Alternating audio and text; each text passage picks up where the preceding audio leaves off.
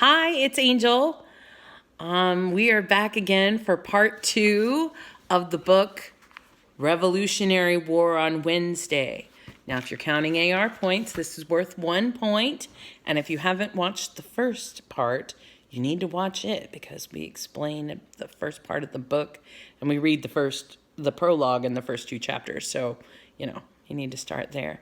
When we left, Jack and Annie, they had just stepped out of the tree house and it was getting dark and it was snowing and they saw some men gathered around a campfire. And Annie wanted to go see them, but Jack said, well, we better be careful and find out if they're British or if they're Americans. So let's find out what happens. Chapter 3, the title is It's Time. Annie lifted up her long dress and ran to a tree close to the river. Jack held onto his hat and ran after her. They peeked out from behind the tree. More snow flurries swirled in the twilight. Redcoats? Whispered Annie. Can't tell, said Jack. In the flickering firelight, the men didn't seem to be wearing uniforms at all. They wore ragged pants and coats. Some even had their feet wrapped in tattered cloth. Come on, Annie said. She ran to a tree closer to the river. Jack followed. This is as close as we should get, he whispered. But we still can't tell what they're wearing, said Annie. She crept closer and hid behind a scraggly bush. No closer, Jack whispered. But Annie took off again. She crouched behind a rock. She was only about 10 feet from the campfire. Oh, brother, she's way too close now, Jack thought. But he took a deep breath and ran to the rock. When he joined Annie, she looked at him and grinned. This is like a game of hide and seek, she whispered. It's not a game, Annie, Jack whispered. It's war. Be serious. I am serious, said Annie, her voice rising. Shh, said Jack. But it was too late. One of the men stood up and looked around. There they are, hiding behind the bush, and there's the men gathered around the campfire. What's the matter, Captain? Another asked. I heard something, said the captain. He held up his musket. Jack stopped breathing. Who's there? The captain shouted. Jack looked at Annie. She shrugged. We're caught, she whispered. Who's there? The captain shouted again. Just 2 kids, Annie answered in a small voice. Come out and show yourselves, the captain said. Jack and Annie stood up from behind the rock. They both held up their hands. We come in peace, said Annie. In the shadowy twilight, the captain moved toward them. Who are you? We're Jack and Annie, said Annie. Why were you spying on us? He asked. We weren't spying, said Jack. We just wanted to know if you were redcoats or patriots. Which would you like us to be? The shadowy figure asked. Patriots, said Jack. We are patriots, the captain said. Thank goodness, said Annie. The captain smiled. Where are you from? He asked. His voice had softened. We're visiting relatives nearby, Jack said. Frog Creek, Pennsylvania, said Annie at the same time. But that's amazing, the captain said. My farm is in Frog Creek. Where is your farm?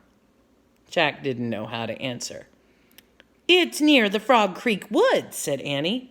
All farms are near the woods, the man said with a laugh. What? Just then, someone called up from the river. It's time, Captain. The captain turned to the other men near the campfire. It's time, he repeated. The soldiers quickly put out their fire. They stood with their muskets on their shoulders. Shoulders. Sorry. Time for what, Captain? Annie asked. Time to meet up with our commander-in-chief, he said. Return to your family now so your mother and father won't worry about you. Yes, sir, said Jack. It's nice to see children, the captain said.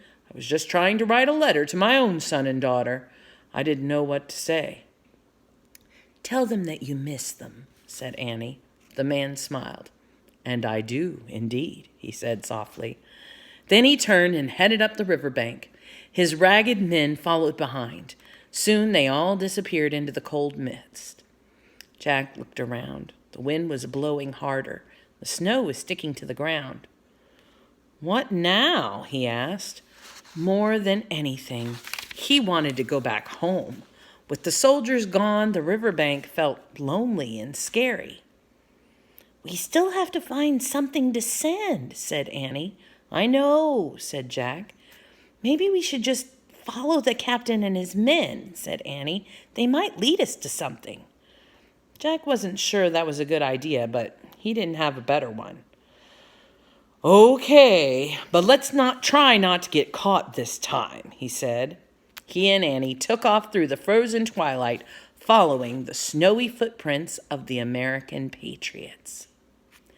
Chapter 4, Commander-in-Chief. Who do you think the Commander-in-Chief is? Say it out loud. We'll see. Jack and Annie ran along the riverbank. The wind whooshed over the cold water. Wet snowflakes hissed in the dark. But then Jack heard other sounds. He heard voices, lots of voices.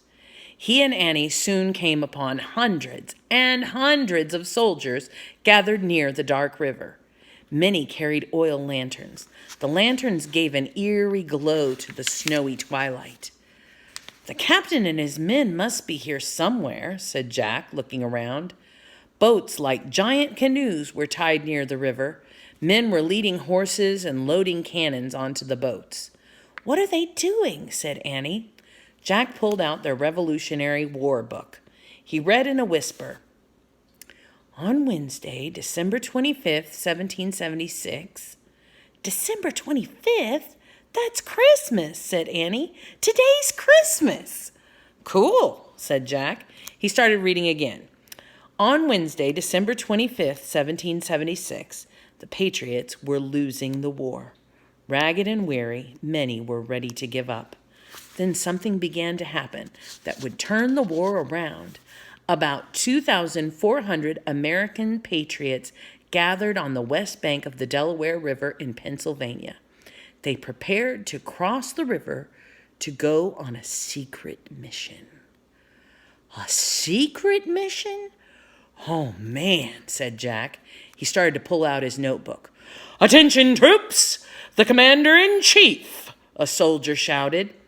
Jack and Annie saw a man in a dark cape and a three-cornered hat ride up on a white horse. The Commander-in-Chief loomed above the crowd of soldiers. His cape flapped in the wind. He sat calmly and with dignity on the back of his horse. Even at a distance, Jack thought the Commander-in-Chief looked familiar. Very familiar. But he couldn't figure out why. "A dangerous mission lies before you all," the man shouted above the wind. "But I want you to have courage. You must remember the words of Thomas Paine." Then the Commander-in-Chief held up a piece of paper. See, there he is, holding up the piece of paper. Who does that look like in that three-cornered hat? What do you think that looks like? So he held up a piece of paper. He read to his men. "These are the times that try men's souls. The summer soldier and the sunshine patriot will, in this crisis, shrink from the service of their country. But he that stands it now deserves the love and thanks of man and woman." "Wow, that's great," whispered Annie. Listening to the powerful words, Jack felt his spirits rise too.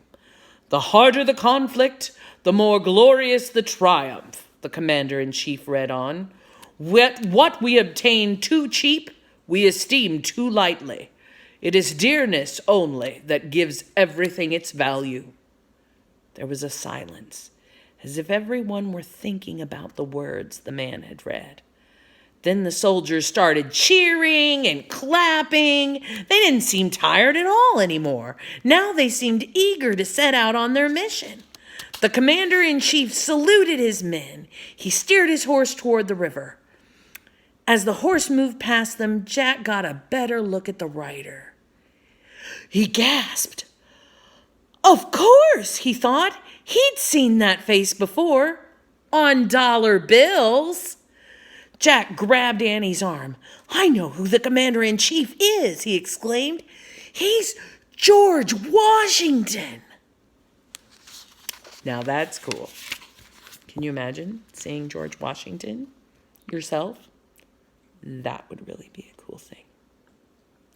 You know what's impressing me about this story is how much Jack is relying on a book to tell him information.